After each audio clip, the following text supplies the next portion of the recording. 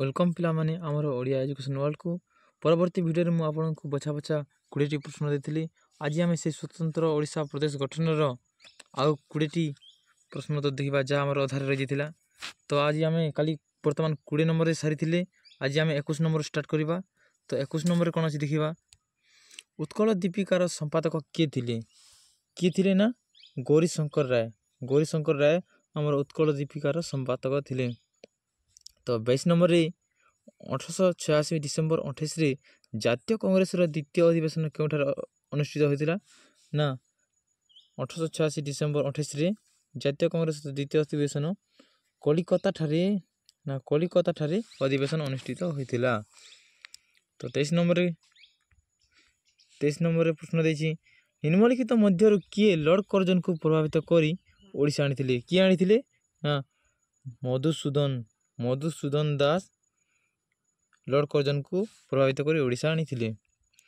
24 number Simon commission को महाराजा कृष्णचंद्र गजपति केउठारे साक्षात करी स्वतंत्र ओडिशा प्रदेश गठन लगी जुक्ति उपस्थापन करथिले केउठारे मांद्राज ठारे साक्षात करी किए कृष्णचंद्र गजपति साइमन कमिशन को स्वतंत्र ओडिशा प्रदेश गठन लगी मांद्राज ठारे से साक्षात करथिले।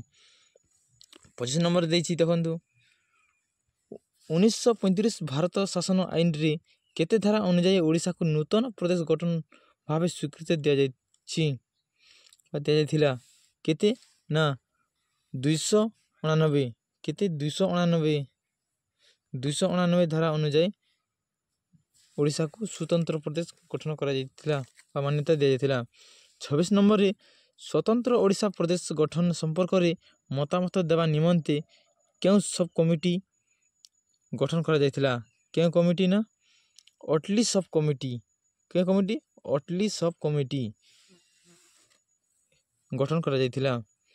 किए ओ डोनेल कमिटी रो सदस्य थिले किए थिले ना मधुसूदन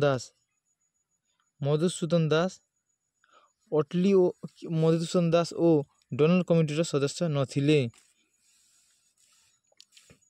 28 नंबर रे देछि पारला खेमुंडी रो अधिकांश लोक क्यों भाषा भाषी होइथिबारु इंग्लिश सरकार एहाकू ओडिशा को हस्तांतर करबा को राजी होई नथिले किए ना तेलुगु भाषा क्यों भाषा पारला खेमुंडी रो अधिकांश तेलुगु भाषा होइथिबारु से माने ओडिशा को हस्तांतर करि नथिले सॉरी तमिल होई गला तो यह तेलुगु हबो तेलुगु भाषा थिबारु से मान को हस्तांतर करबा को राजी होई नथिले। तो 29 नंबर देछि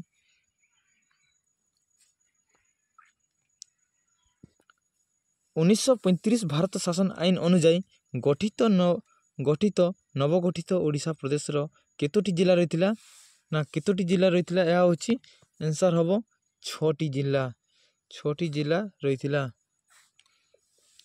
ओडिशा रो प्रथम विधानसभा रो बाचस्पति के थिले ना मुकुंद प्रसाद दास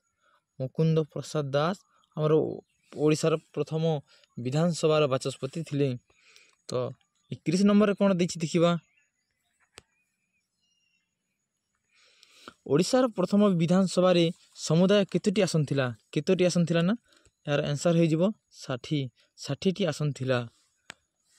कृष्णचंद्र गजपति क्यों दल नेतृत्व नेथिले कृष्णचंद्र गजपति जातीय दल नेतृत्व नेथिले।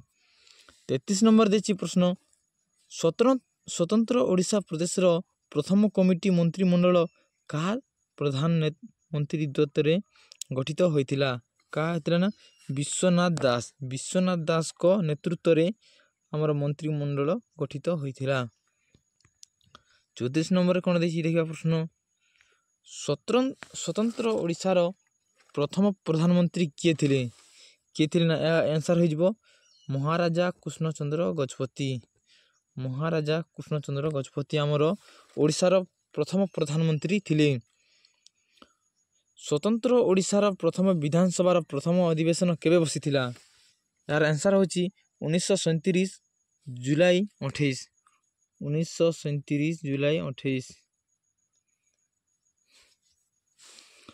तो परवर्ती प्रश्न मुख्यतः क्यों अंचल गुड़ी को नहीं ओडिशा रो इंग्रेज मानक द्वारा शासित होउथिला କେଉଁ ଅଞ୍ଚଳ ନା ପୁରୀ କଟକ ବାଲେଶ୍ୱର। ପୁରୀ କଟକ ବାଲେଶ୍ୱରକୁ ନେଇ ମୁଖ୍ୟ ଓଡ଼ିଶାର ଇଂରେଜମାନେ ଶାସନ କରୁଥିଲେ। ତ ପରବର୍ତ୍ତୀ ପ୍ରଶ୍ନ ଦେଖିବା, ମରହଟ୍ଟା ମାନେ କେଉଁ ଭାଷାକୁ ଓଡ଼ିଶାର ରାଜଭାଷା ରୂପେ ମାନ୍ୟତା ଦେଇଥିଲେ? କେଉଁ ଭାଷା ନା ପାର୍ସୀ ଭାଷାକୁ ସେମାନେ ମରହଟ୍ଟା ମାନେ ଓଡ଼ିଶାର ମୁଖ୍ୟ ଭାଷା ରୂପେ ମାନ୍ୟତା ଦେଇଥିଲେ।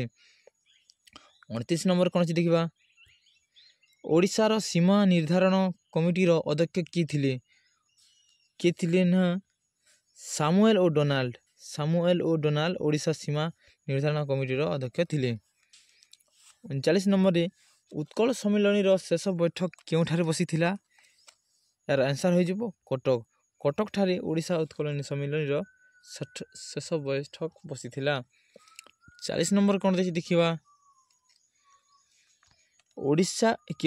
କେଉଁଟି ଓଡ଼ିଶାର ପ୍ରଥମ ସୁସଂଗଠିତ ରାଜନୈତିକ ଅନୁଷ୍ଠାନ?